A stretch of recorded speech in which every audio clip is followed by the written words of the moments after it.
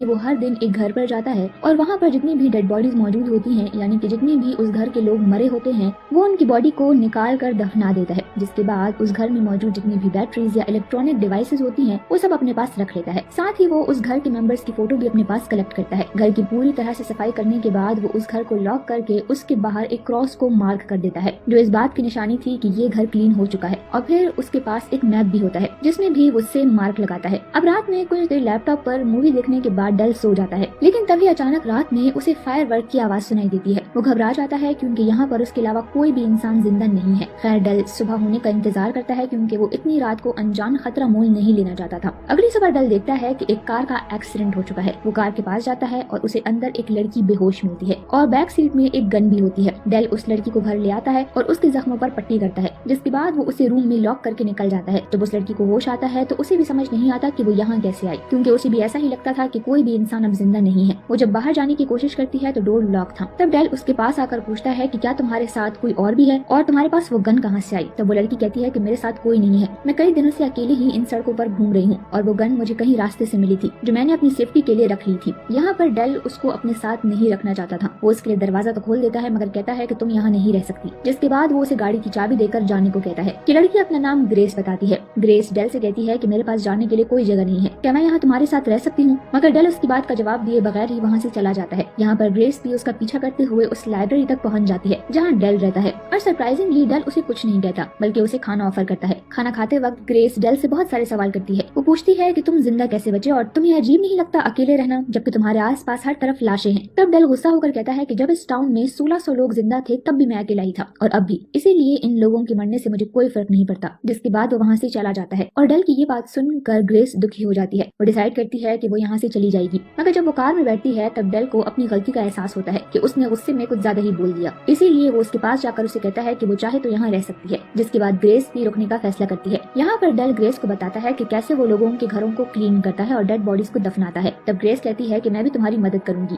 तो डेल उसे सब समझाता है कि कैसे सफाई के वक्त उसे सभी इलेक्ट्रॉनिक डिवाइसेस कलेक्ट करनी है। जिसके बाद ये दोनों घर में मौजूद लाशों को दफनाने लाते हैं। डेल लाश को गड्ढे में डालने के बाद जाने लगता है। तब ग्रेस कहती है कि क्या तुम ऐसे ही चले जाओगे। डेल कहता है कि हाँ मैं ऐसा ही करता हूँ। तो ग्रेस कहती है कि ये सही नहीं है, ये लोग भी हमारी तरह इंसान है, हमें कुछ देर इनके लिए प्रे करना चाहिए। तब डेल ग्रेस को ज्वाइन करता है और वो दोनों उनके लिए प्रे करते हैं। अब डेल जहाँ भी जाता है उसके साथ ग्रेस होती है। वो दोनों एक दूसरे की कंपनी एंजॉय करने लगे थे। खासकर ग्रेस बहुत हंसी मजाक करती थी। अब एक दिन ग्रेस डेल को ढूंढ रही होती है मगर शायद वो घर पर नहीं था। तब उसे ढूंढते हुए वो नीचे स्टोर रूम में जाती है जहाँ उसे उन लोगों की पिक्चर्स मिलती है जिनके घरों को डेल क्लीन किया करता है। और ग्रेस को समझ नहीं आता कि डेल आखिर ऐसा क्यों करता है, इस सब से उसे क्या मिलता है। उसे कुछ समझ नहीं आती, इसीलिए फ्रेश होने के लिए वो थोड़ा बाहर चली जाती है। तभी उसे एक घर से आवाज आती है। वहाँ पर एक डॉग को वो देखती है जिसे पाकर वो बहुत ही खुश होती है। वो उसका नया दोस्त था। वो उसे घर लाती है जहाँ पर डेल डॉग के आने से ज्यादा खुश नहीं था। मगर जब ग्रेस उसका नाम रखने की बात करती है तो वो उसमें इंटरेस्ट लेता है। वो दोनों ही एक एक नाम डिसाइड करते हैं मगर एंड में वो उसे डॉग ही बुलाते हैं। अब वक्त गुजरता है और ये दोनों ही एक दूसरे के साथ खुश थे। एक दिन हम देखते हैं कि ग्रेस अपने पेरेंट्स को बहुत मिस करती है। उसकी गर्दन पर एक निशान भी है जो वो हमेशा डेल से छुपाती है। अब ऐसा क्यों है ये हम आगे जान पाएंगे।